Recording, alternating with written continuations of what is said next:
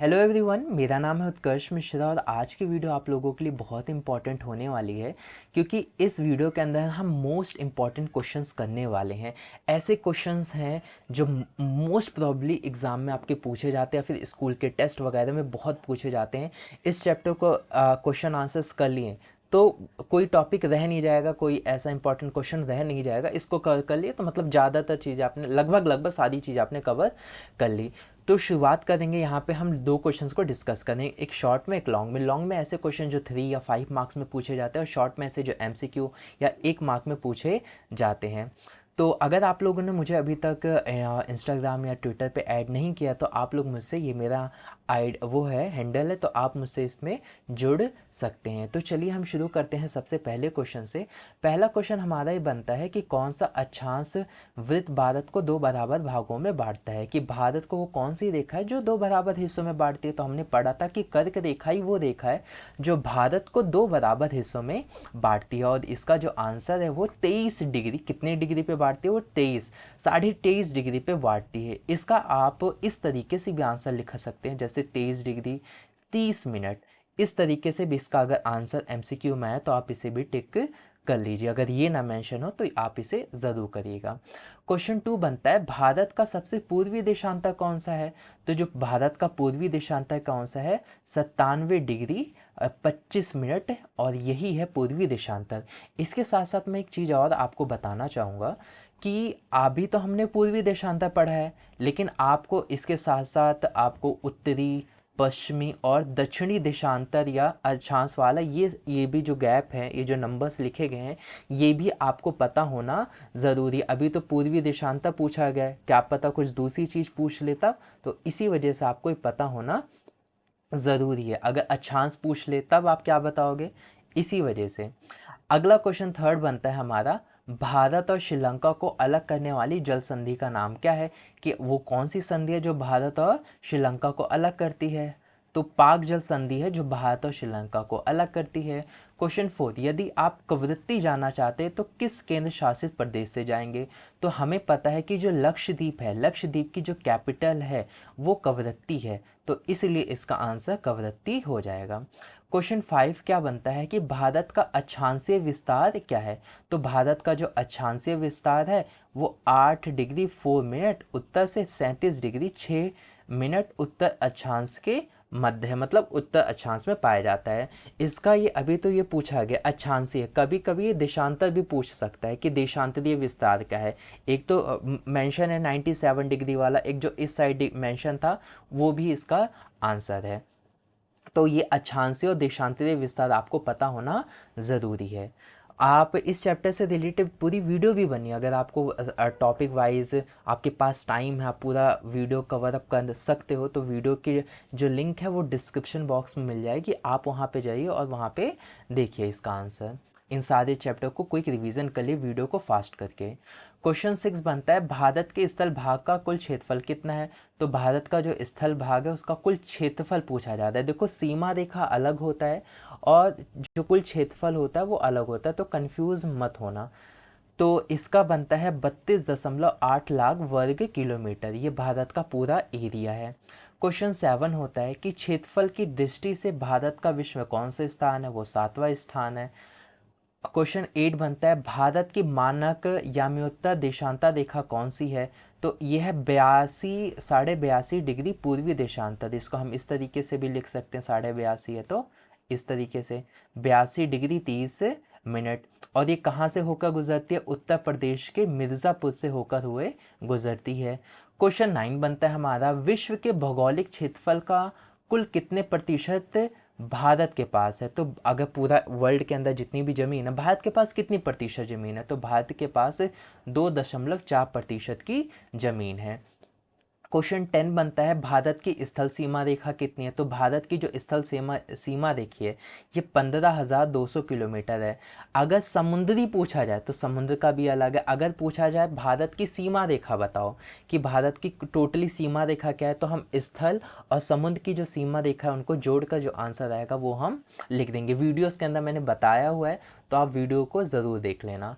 Question 11 बनता है, अरब सागर में स्थित द्वीप समूह को किस नाम से जाना जाता है? तो उन्हें लक्षद्वीप समूह के नाम से जाना जाता है। जैसे अरब सागर में कौन सा पाया जाता है? अरब सागर में तो लक्षद्वीप ही पाया जाता है, तो उसे लक्षद्वीप है। क्वेश्चन 12 है, बंगाल की खाड़ी में कौन से द्वीप समूह होते हैं? तो बंगाल की खाड़ी में कौन सा होता है? अंडमान और निकोबार द्वीप समूह होते हैं। तो इजी इजी क्वेश्चन से, इतना डिफिकल्ट नहीं है। क्वेश्चन 13, भारत की यमोत्तर देशांतर रेखा किस स्थान से होकर गुजरती है? अभी हमने डिस्कस किया उत्तर प्रदेश में मिर्ज़ापुर से। क्वेश्चन 14 बनता है, बांग्लादेश की सीमा से जुड़े किन्हीं दो राज्यों का नाम बताओ कि जो बांग्लादेश की सीमा से टच है। तो कौन कौन से हो सकते हैं? हमारा पश्चिम बंगाल हो सकता है, सिक्किम हो सकता है, असम है, मेघालय है, त्रिपुरा है। आप कोई भी दो लिख सकते हो जो आपको ईजी हो याद करने में। क्वेश्चन 15 बनता है, सुएज नहर किन दो सागरों को जोड़ती है? तो ये होता है भूमध्य सागर और लाल सागर, इन दोनों से ये जोड़ती है। अगला क्वेश्चन बनता है 16 का, भारत में पूर्व दिशा में स्थित दो पड़ोसी देशों के नाम बताओ। कि जो पूर्व में कौन कौन से हमारे देश पड़ते हैं, वो होते हैं बांग्लादेश और म्यांमार। ये दो देश हैं जो हमसे जुड़े हुए हैं, पड़ोसी देश हैं हमारे ये। क्वेश्चन 17 बनता है, भारत के ऐसे दो राज्य के नाम लिखिए जिनकी ना तो अंतर्राष्ट्रीय सीमा और ना ही तटीय सीमा है। कि ऐसे दो राज्यों के नाम देखो, ना तो किसी मतलब इंटरनेशनल किसी उनके कोई पड़ोसी देश नहीं है और ना ही वो नियर बाई किसी समुद्र के पास है। तो इजी है इसका आंसर। तो हरियाणा है, मध्य प्रदेश है, छत्तीसगढ़ है, झारखंड है, या कोई भी आप दो लिख सकते हो। उत्तर प्रदेश नहीं, उत्तर प्रदेश जो है नेपाल से जुड़ता है, तो आप ये मत लिखिएगा। क्वेश्चन 18, सबसे लंबी तट रेखा वाला राज्य कौन सा है? तो इसका आंसर इजी है, गुजरात है। क्वेश्चन 19, भारत का कौन सा राज्य तीन तरफ से बांग्लादेश से घिरा पड़ा है? तो त्रिपुरा ही वो राज्य है जो बांग्लादेश से घिरा पड़ा है। अब बढ़ते हैं अपने मोस्ट इंपॉर्टेंट लॉन्ग क्वेश्चंस की तरफ। ठीक है, लॉन्ग क्वेश्चंस आपको पता होगा, बस रिवाइज करने की ज़रूरत हो हमें है। क्वेश्चन है, उन देशों के नाम बताइए जो क्षेत्रफल के हिसाब से भारत से बड़े हैं। तो रूस, कनाडा, संयुक्त राज्य अमेरिका, चीन, ब्राज़ील, ऑस्ट्रेलिया। 7वें नंबर पे कौन आता है? अपना इंडिया आता है। अगला क्वेश्चन बनता है, भारत के किन किन राज्यों से कर्क रेखा गुजरती है, नाम बताइए। मोस्ट इंपॉर्टेंट क्वेश्चन बनता है ये कर्क रेखा वाला। तो कर्क रेखा गुजरात से होकर राजस्थान, मध्य प्रदेश, छत्तीसगढ़, झारखंड, पश्चिम बंगाल, त्रिपुरा और मिजोरम से होकर गुजरती है। आप याद कर लेना अच्छे से, इंपॉर्टेंट बहुत होता है। क्वेश्चन 3, भारत की तट रेखा कितनी लंबी है? इसको दो लाभों का उल्लेख कीजिए। तो भारत की जो तट रेखा है वो कितना है? 7516.6 किलोमीटर की इसकी जो तट रेखा है, जो ऐसा एरिया है ना, ये तट रेखा। और ऊपर से लक्षद्वीप अपना इलाका हो गया, इवन हमारा अंडमान और निकोबार का जो इलाका है, इनके एरिया को भी जोड़ जोड़ के टोटल बताया गया 7516, क्योंकि इनके पास भी तो समुद्र वगैरह है। इसी का पूछा जाता है, बहुत से महत्वपूर्ण बंदरगाहों को स्थापित करने में मदद मिलती है, क्योंकि हमारा ज़्यादातर ट्रेड कहाँ से होता है? बंदरगाहों से होता है, शिप के माध्यम से होता है, समुद्र के माध्यम से होता है। तो बंदरगाह बनाने से बहुत फ़ायदा हो जाता है। ये बंदरगाह भारत के लिए विदेशी व्यापार का दौर है, इससे विदेशी व्यापार करने में हमें बहुत मदद मिलती है। मत्स्य उद्योग को विकसित करने में सहायक बनी है, कि मत्स्य उद्योग यानी मछलियों के व्यापार करने में बहुत ही ज़्यादा सहायक बनी है। इस उद्योग में हज़ारों मछुआरों को रोज़गार मिलता है और ऐसे उद्योग से जो वहाँ पे रहने वाले मछुआरे हैं उनका जीवन चलता है, और वहाँ पे रहने वाले लोग मत्स्य उद्योग ही ज़्यादा किया करते हैं, क्योंकि वहाँ मछलियाँ ज़्यादा पाई जाती है। और ये बहुत एक मतलब कहते हैं ना, एक अच्छी कंडीशन प्रोवाइड करता है जॉब के लिए, तो वो लोग यही करते हैं। अगला क्वेश्चन बनता है, अरुणाचल प्रदेश में के पूर्वी भाग तथा गुजरात के पश्चिमी भाग के मध्य सूर्य में 2 घंटों का अंतर क्यों? ये मैंने वीडियो में अच्छे से डिस्कस किया है। यहाँ पे तो केवल आपको एज इट इज़ आंसर लिख दोगे, लेकिन अगर आपको इसको और अच्छे से समझना है तो आप मेरी डिस्क्रिप्शन बॉक्स में वीडियो का लिंक है चैप्टर का, आप उसको ज़रूर देखिएगा। तो हमें पता है कि भारत का जो पूर्वी देशांतर है वो 97 डिग्री 25 मिनट पूरब है, जबकि जो उसका पश्चिमी भाग का देशांतर है वो 68 डिग्री 7 मिनट पूरब है। इस प्रकार ये विस्तार कितने डिग्री का होता है? 30 डिग्री के लगभग। मतलब इन दोनों का बीच का जो गैप होता है, एक तो इधर पाया जाता है 98 वाला ना, 68 वाला यहाँ पाया जाता है, तो इन दोनों का बीच का जो गैप हुआ लगभग 30 डिग्री होता है। तो सूर्य को ना 1 डिग्री पाने में 1 डिग्री घूमने में, जैसे सूरज होता है, हम अर्थ तो एक ही रहता है, अर्थ घूमता रहता है, सूरज तो स्टेबल है। तो जब अर्थ धीरे धीरे घूमता है तो लगभग उसे 1 डिग्री घूमने में कितना मिनट लगता है? 4 मिनट लगता है। तो लगभग कितने डिग्री का गैप है? 30 डिग्री का गैप है। तो लगभग 120 मिनट यानी 2 घंटे इस वजह से लग जाते हैं। और कहने का मतलब यहाँ पर यही है कि यह जो यहाँ पे रहने वाले लोग होंगे पूरब में, ये लोग सूरज को पहले देखेंगे, क्योंकि सूरज की रोशनी यहाँ पे पहले आएगी। फिर धीरे धीरे धीरे धीरे 2 घंटे बाद सूरज, जब हमारे जो अर्थ है वो धीरे धीरे घूमता रहेगा, तब यहाँ पे जाके 2 घंटे बाद जो यहाँ पे रहने वाले लोग हैं, जो पश्चिम के साइड रहने वाले लोग हैं, उन तक सूरज पहुँचेगा। वीडियो में डिस्कशन अच्छे से किया गया है, आप उसको ज़रूर देखिए अगर इस टॉपिक को और अच्छे से समझना है। क्वेश्चन 5 आता है, भारत को मानक की समय की आवश्यकता क्यों पड़ती है? इसका कारण यही है कि 2 घंटों का ये जो गैप है ना, इसी को कम करने के लिए ज़रूरत पड़ती है। क्योंकि यहाँ के लोग तो जल्दी, पूरब में जो रहने वाले लोग हैं वो तो जल्दी उठ जाएंगे इस जगह पे रहने वाले लोग, लेकिन जो पश्चिम में रहने वाले लोग हैं वो 2 घंटे बाद उठेंगे। तो ये गैप दिक्कत क्रिएट करेगा। यानी अगर देखा जाए प्रैक्टिकल लाइफ में, तो फॉर एग्जांपल पूरब में जो रहने वाले लोग हैं, जैसे सुबह होती तो 2 घंटे पहले वहाँ पे सूरज आ जाएगा। और मान लेते हैं हम पश्चिम में रहते हैं, तो पश्चिम में 2 घंटे बाद आएगा, तो हमारा काम 2 घंटे बाद शुरू होगा। तो ये गड़बड़ हो जाएगा कि वहाँ 2 घंटे पहले शुरू हो गया, यहाँ पे 2 घंटे बाद एग्ज़ाम कंडक्ट करवाना, वहाँ 2 घंटे पहले शुरू हो जाएगा, यहाँ 2 घंटे बाद, तो चीटिंग वगैरह कितना फैल जाएगा। आजकल इंटरनेट का ज़माना, किसी ने भेज बाज दिया। इसी वजह से चीज़ें सही समय पे, जिस टाइम वहाँ पे शुरू हो उस टाइम यहाँ पे भी शुरू हो। इसी वजह से हमने क्या, मानक समय की आवश्यकता पड़ती है। कई देशों में तो, हमारे देश में तो 1 मानक रेखा, कई देशों में तो 2 हैं, 3 है, 4 है। ऐसे वो कौन से देश हैं, आपका होमवर्क है, पता करिए। अगर आपको पता है तो बहुत अच्छी बात है, कमेंट सेक्शन में ज़रूर कमेंट करिए। और ये मुझे ज़रूर बताइए कि ऐसे वो कौन सा देश है, इसका तो ज़रूर कमेंट करिए, कि जिसके अंदर जो मानक समय रेखा वो बहुत सबसे ज़्यादा है। वहाँ पे जो मानक रेखा वो बहुत ज़्यादा है। हमारे देश के अंदर तो एक ही है, लेकिन कई देशों में तो कई ज़्यादा है। वो कौन सा देश है? क्वेश्चन 5 हमारा बनता है, वही हमने डिस्कस किया, भारत के पूर्वी तथा पश्चिमी छोर में मध्य का 30 देशांतरों का अंतर है। यानी 2 घंटे के बराबर हमने यही डिस्कस कर लिया था। 1 डिग्री में 4 मिनट, तो 30 डिग्री में 2 घंटे। समूचे देश को व्यवस्थित करने के लिए समय की आवश्यकता पड़ती है, तो इसी वजह से हमने 82 डिग्री 30 पूर्वी देशांतरों को भारत की मानक मान लिया है, ताकि दिक्कतें वगैरह ना हो। अगला क्वेश्चन 6 बनता है, भारत के विभिन्न देशों में संपर्क के कारण किन चीज़ों का आदान प्रदान हुआ है? देखो, हम कोई भी चीज़ होता है, क्या चीज़ों का आदान प्रदान होता है? टेक्नोलॉजी का होता है, कल्चर का होता है, बुक्स का होता है, आइडियाज़ का होता है, ह्यूमंस का होता है, यही सब तो लेन देन होता है।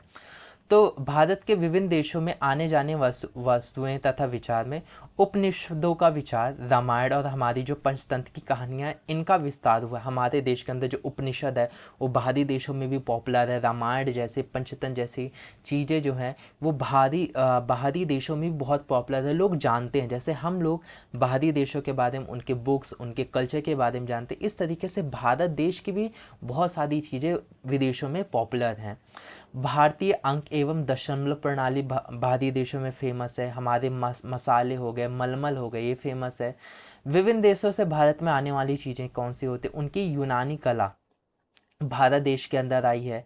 पश्चिमी एशिया में वास्तुकला, मीनारों, गुम्बदों का विचार भारत में आया, क्योंकि गुम्बद वगैरह जो हमें देखते रहे, जो हमें लिखाई पढ़ाई कहीं कहीं आप देखोगे कि जो आर्किटेक्चर होता है बहुत ही ज़्यादा डिफरेंस रहता है। ऐसा भारत देश में पहले नहीं बनता था, लेकिन हमने विदेशी से जो घूमने वाले लोग आए हैं या हम लोग हैं, तो उनसे हम लोगों ने काफ़ी ज़्यादा इंस्पायर हो, वही फिर हमने अपने देश में आकर हमने बना दिया। हमने चित्रकला वहाँ से उठा ली, हमने वहाँ की जो वहाँ पे जो लिखने का तरीका होता है, वहाँ की जो भाषा होती है, थोड़ी बहुत हमने वो अडॉप्ट कर ली। इस तरीके से चीज़ों का लेन देन होता है।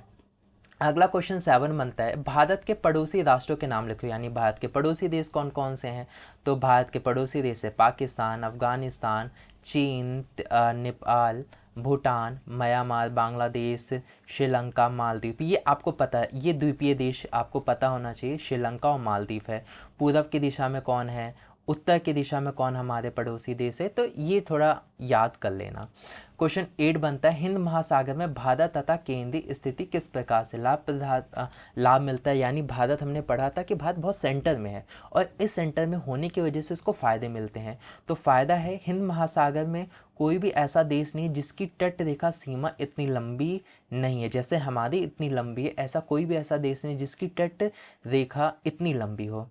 दूसरी चीज़ क्या होती है, समुद्री मार्ग से यूरोप, पश्चिम एशिया, पूर्वी एशिया, अफ्रीका के राष्ट्र विचार करने के लिए भारत से होकर गुजरते हैं, जिसका लाभ भारत को होता है। अब देखो ये क्या कहना क्या चाहता है, इसको मैं थोड़ा समझा देता हूँ। जैसे होता क्या कि हमारी जो तट रेखा है, जैसे इधर का एरिया देखें तो हमारा काफ़ी ज़्यादा बड़ा है, और ये हो गया इन देशों में या इन देशों में या इस पास इलाकों में इन इतनी तट रेखा ऐसी यूनिक नहीं है जैसे हमारे देश के अंदर यूनिक है। देखो हम किस तरीके से कनेक्टेड, यहाँ से हम यहाँ कनेक्टेड हो गए, इस साइड कनेक्टेड हो गए, यहाँ से हम यहाँ कनेक्टेड हो गए, यहाँ से हम इधर से घूम के इधर कनेक्टेड हो गए, या इधर से जाके इधर कनेक्टेड हो गए, आगे बढ़े तो यहाँ कनेक्टेड है, जापान से कनेक्टेड है, फिलीपींस से कनेक्टेड है। इस तरीके से हम अच्छी तरीके से कनेक्टेड हैं, और यही कारण है कि हमें सेंटर में होने की वजह से हमें बहुत ज़्यादा लाभ मिलता है। भारत एक बहुत सही जगह पे सिचुएटेड है। अगला क्वेश्चन बनता है, इसी का अगला पॉइंट बनता है, इन सभी लाभों से भारत से जुड़ा होने का भारत के नाम पर ही महासागर का नाम हिंद महासागर रख गया, कि भारत एक यूनिक स्थिति में बीच में पड़ता है, काफ़ी आसपास के जो उससे पड़ोसी देश हैं उनसे अच्छे से कनेक्टेड है, अलग अलग जो द्वीप हैं, महाद्वीप हैं, उनसे भी बहुत अच्छी तरीके से कनेक्टेड है। तो इसी वजह से जो हिंद महासागर था उसका नाम भारत देश के नाम हिंद महासागर के नाम पर पड़ गया। अगर वीडियो आप लोगों को अच्छी लगी है तो दोस्तों में शेयर ज़रूर करिए। अगर अब तक आपने चैनल को सब्सक्राइब नहीं किया है तो वो करना मत भूलिए, ज़रूर करिए। लाइक कीजिए। वीडियो कैसी लगी है कमेंट करने की जिम्मेदारी आपकी है। ऐसे ही इंपॉर्टेंट वीडियो, इंपॉर्टेंट क्वेश्चंस की, चैप्टर्स की वीडियो हमारे चैनल पे आती रहेगी, तो स्टे ट्यून्ड। वीडियो अच्छी लगी है तो कमेंट की जिम्मेदारी आपकी है, और मिलते हैं आप लोगों से नेक्स्ट वीडियो में। तब तक के लिए आप ध्यान रखिए। Bye bye.